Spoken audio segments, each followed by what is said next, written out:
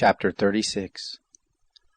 Bezalel and Aholiab shall work with every wise-hearted man, in whom the Lord has put wisdom and understanding to know how to work all the work for the service of the sanctuary, according to all that the Lord has commanded. Moses called Bezalel and Aholiab, and every wise-hearted man, in whose heart the Lord had put wisdom, even every one whose heart stirred him up to come to the work to do it. And they received from Moses all the offering which the children of Israel had brought for the work of the service of the sanctuary with which to make it. They brought yet to him freewill offerings every morning. All the wise men who performed all the work of the sanctuary, each came from his work which they did. They spoke to Moses, saying, The people bring much more than enough for the service of the work which the Lord commanded to make. Moses gave commandment, and they caused it to be proclaimed throughout the camp, saying, Let neither man nor woman make anything else for the offering of the sanctuary. So the people were restrained from bringing, for the stuff they had was sufficient for all the work to make it, and too much. All the wise-hearted men among those who did the work made the tent with 10 curtains, of fine twined linen, blue, purple, and scarlet, with cherubim, the work of the skillful workmen they made them. The length of each curtain was 28 cubits, and the breadth of each curtain 4 cubits. All the curtains had one measure. He coupled 5 curtains to one another, and the other 5 curtains he coupled one to another. He made loops of blue on the edges of the one curtain from the edge in the coupling. Likewise he made in the edge of the curtain that was outmost in the second coupling. He made 50 loops in the one curtain, and he made 50 loops in the edge of the curtain that was in the second coupling. The loops were opposite one to another. He made 50 clasps of gold, and coupled the curtains one to another with the clasps, so that the tent was a unit. He made curtains of goat's hair for a covering over the tent. He made them 11 curtains. The length of each curtain was 30 cubits, and 4 cubits the breadth of each curtain. The 11 curtains had one measure. He coupled 5 curtains by themselves, and 6 curtains by themselves. He made 50 loops on the edge of the curtain that was outmost in the coupling, and he made 50 loops on the edge of the curtain which was outmost in the second coupling. He made 50 clasps of brass to couple the tent together, that it might be a unit. He made a covering for the tent of ram skins dyed red, and a covering of sea-cow hides above. He made the boards for the tent of acacia wood standing up. 10 cubits was the length of a board, and 1.5 cubits the breadth of each board. Each board had 2 tenons joined one to another. He made all the board of the tent this way. He made the boards for the tent, 20 boards for the south side southward. He made 40 sockets of silver under the 20 boards, 2 sockets under one board for its 2 tenons, and 2 sockets under another board for its 2 tenons. For the second side of the tent on the north side he made 20 boards, and there 40 sockets of silver, 2 sockets under one board, and 2 sockets under another board. For the far part of the tent westward he made 6 boards.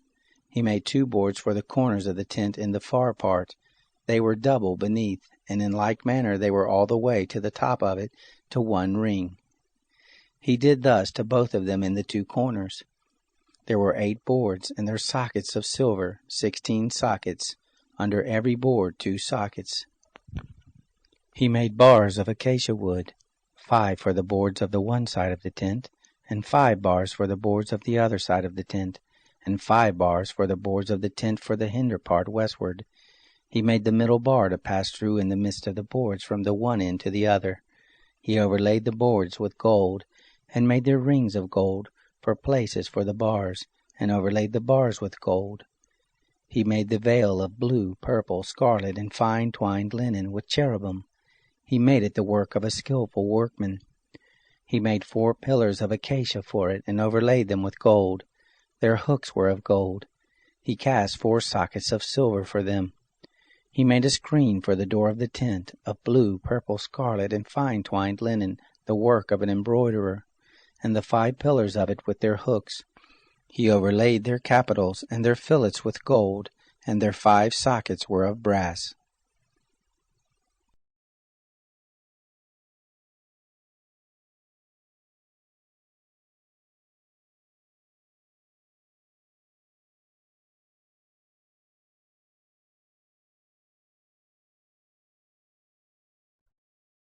I am the true vine, and my Father is the farmer. Every branch in me that doesn't bear fruit, he takes away. Every branch that bears fruit, he prunes, that it may bear more fruit. You are already pruned clean because of the word which I have spoken to you. Remain in me, and I in you. As the branch can't bear fruit by itself unless it remains in the vine, so neither can you unless you remain in me. I am the vine, you are the branches. He who remains in me, and I in him, the same bears much fruit, for apart from me you can do nothing. If a man doesn't remain in me, he is thrown out as a branch and is withered, and they gather them, throw them into the fire, and they are burned. If you remain in me, and my words remain in you, you will ask whatever you desire, and it will be done to you. In this is my Father glorified, that you bear much fruit, and so you will be my disciples. Even as the Father has loved me, I also have loved you. Remain in my love. If you keep my commandments, you will remain in my love, even as I have kept my Father's commandments and remain in his love. I have spoken these things to you, that my joy may remain in you, and that your joy may be made full. This is my commandment, that you love one another, even as I have loved you. Greater love has no one than this, that someone lay down his life for his friends. You are my friends, if you do whatever I command you.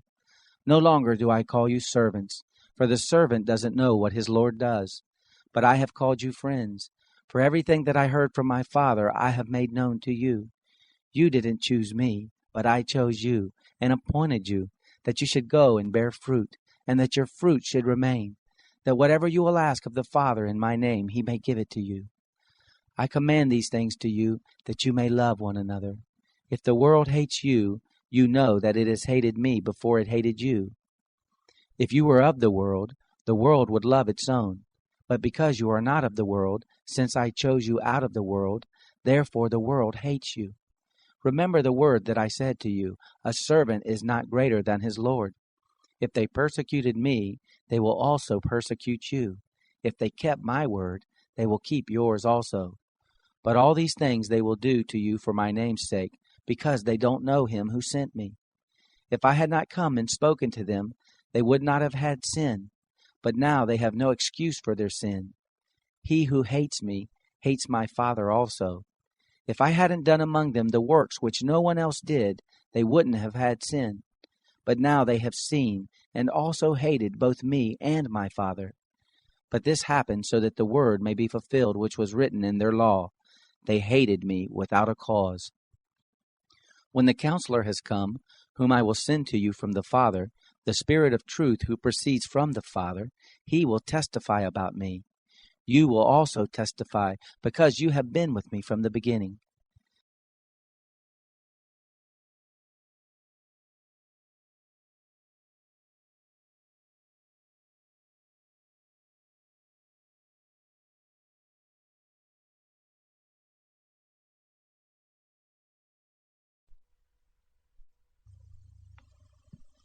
Proverbs chapter 12.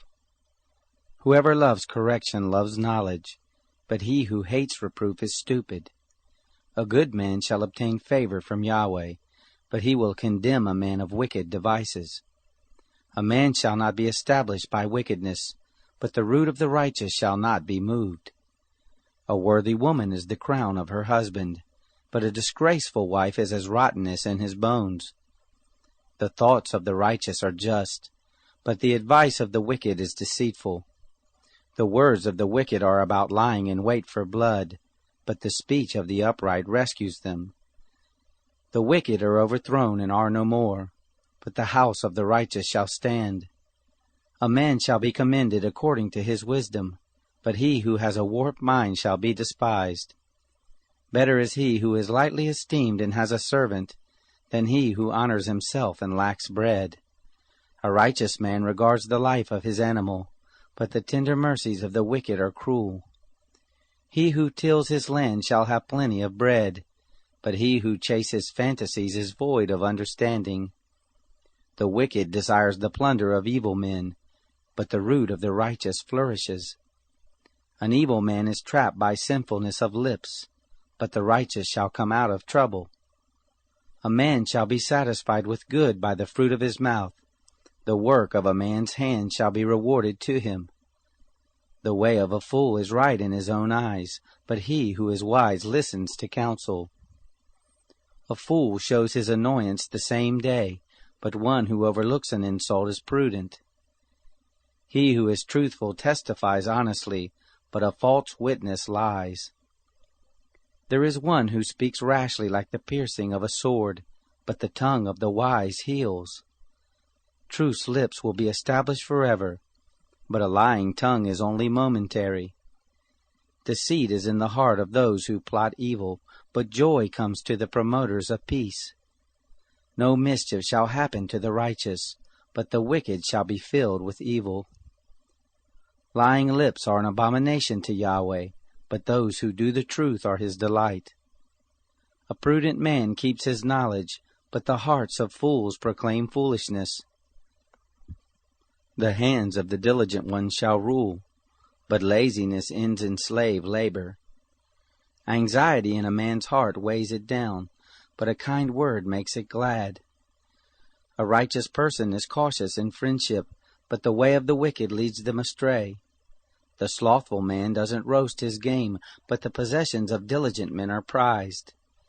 In the way of righteousness is life, in its path there is no death.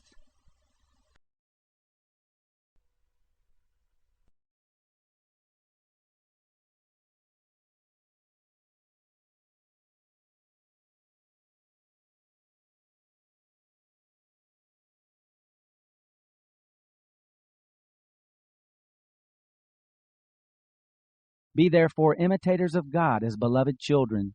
Walk in love, even as Christ also loved you, and gave himself up for us, an offering and a sacrifice to God for a sweet-smelling fragrance. But sexual immorality and all uncleanness or covetousness, let it not even be mentioned among you as becomes saints, nor filthiness, nor foolish talking, nor jesting, which are not appropriate, but rather giving of thanks. Know this for sure, that no sexually immoral person, nor unclean person, nor covetous man who is an idolater has any inheritance in the kingdom of Christ and God. Let no one deceive you with empty words, for because of these things the wrath of God comes on the sons of disobedience. Therefore don't be partakers with them. For you were once darkness, but are now light in the Lord. Walk as children of light. For the fruit of the Spirit is in all goodness and righteousness and truth, proving what is well-pleasing to the Lord. Have no fellowship with the unfruitful works of darkness, but rather even reprove them. For the things which are done by them in secret, it is a shame even to speak of. But all things, when they are reproved, are revealed by the light. For everything that is revealed is light. Therefore he says, Awake, you who sleep, and arise from the dead, and Christ will shine on you. Therefore watch carefully how you walk, not as unwise, but as wise, redeeming the time because the days are evil.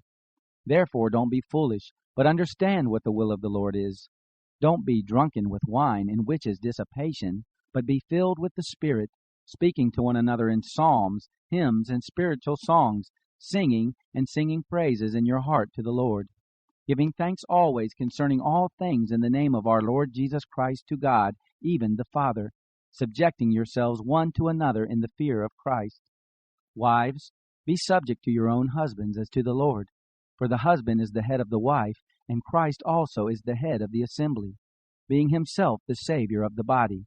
But as the assembly is subject to Christ, so let the wives also be to their own husbands in everything.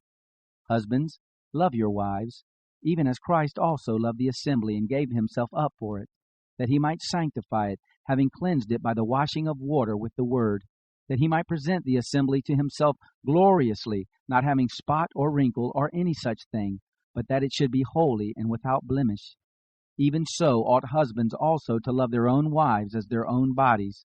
He who loves his own wife loves himself. For no man ever hated his own flesh, but nourishes and cherishes it, even as the Lord also does the assembly, because we are members of his body, of his flesh and bones. For this cause a man will leave his father and mother, and will be joined to his wife. The two will become one flesh. This mystery is great, but I speak concerning Christ and of the assembly. Nevertheless, each of you must also love his own wife even as himself, and let the wife see that she respects her husband.